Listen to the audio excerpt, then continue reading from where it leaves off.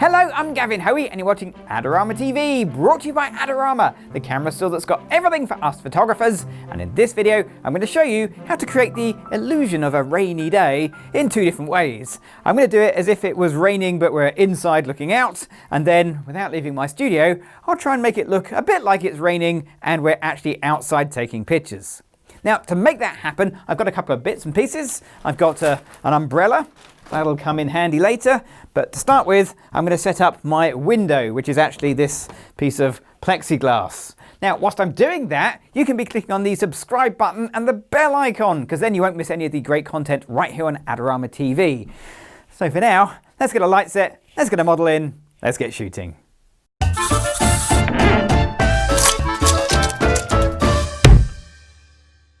So to help me out today, I've got the amazing Fern. Fern's going to be the model for this shoot, and we're going to start with Fern inside looking out at a rainy day.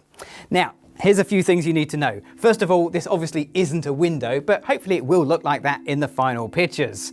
So this is just a sheet of Perspex. It's definitely seen better days, but it's going to be perfect for this shoot.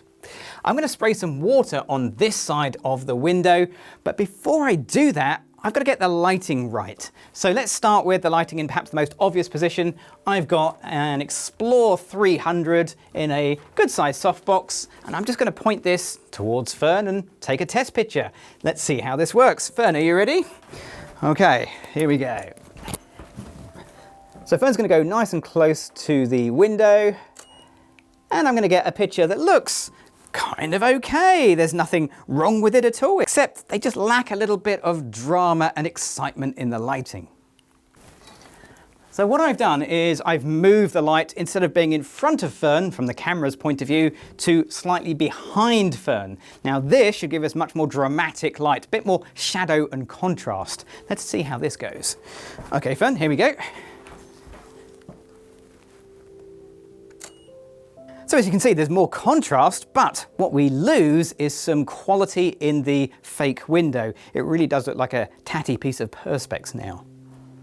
So what I've done is I've added a grid to my softbox. That's going to do a couple of things. It's going to give me a little bit more direction to the light and a little bit more control, but it'll also take away a little bit of light, so I've had to adjust my exposure to compensate for that.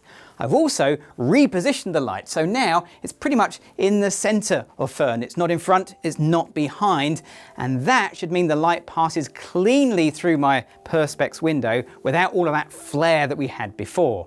Let's take a test shot and see how this looks. Okay, Fern, here we go.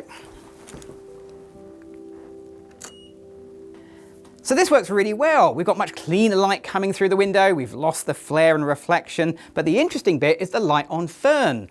The real Fern has quite contrasty light, whereas the reflected Fern, the light is much more open, and that's what makes this picture so interesting. So everything's set up, I'm happy with the lighting. I'm adding the spray to the window here to create this sort of wet window drop look. There's no magical science to this. When it looks right, it is right. And once you've got it the way you want, you can start taking some pictures.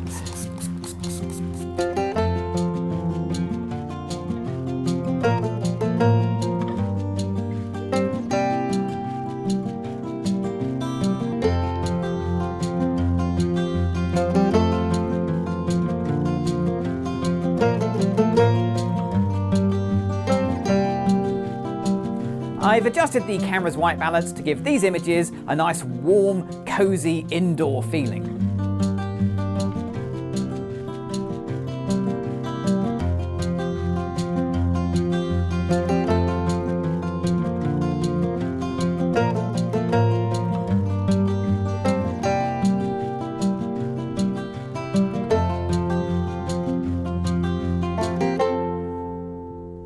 So now I'm going to take a picture as if we were outside on a rainy day, except of course we're not, we're still in my small home studio. So this should be just a bit more of a challenge. But the first thing is lighting, and the lighting is, well, pretty much the same as it was before. We still have a softbox, we still have a grid, we still have the same flash in roughly the same position.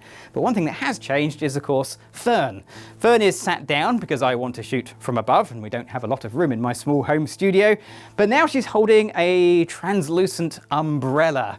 Okay, let's take a test shot and see how this looks. Here we go, Fern. and it looks pretty good.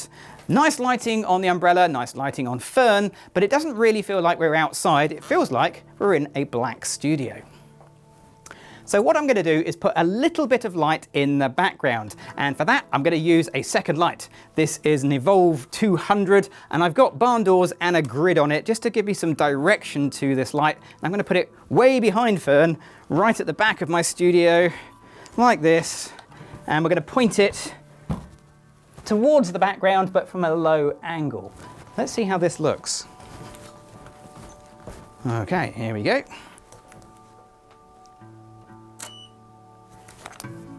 So that's okay, it definitely puts some light in the background, but it doesn't really feel like anything more than just a simple light in the background.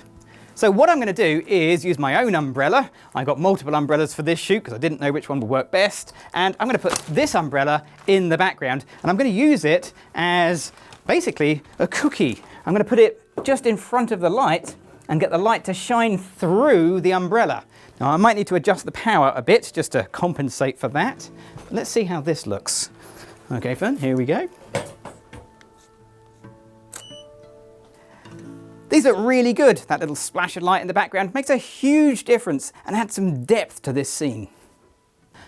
Okay, so I think we're ready for some water. So Fern, are you ready? Okay, Sam, you're gonna do the spray. Away you go.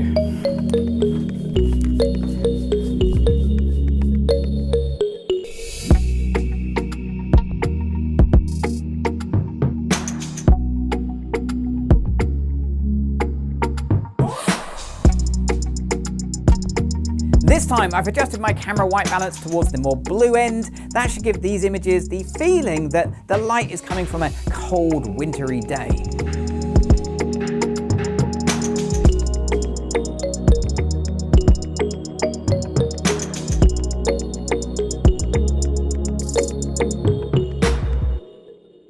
Every time I do a shoot, I learn something, and in this case I learned a couple of things, but perhaps the most important thing I learnt was that this would have been a much better sized bottle than the tiny little one I ended up using.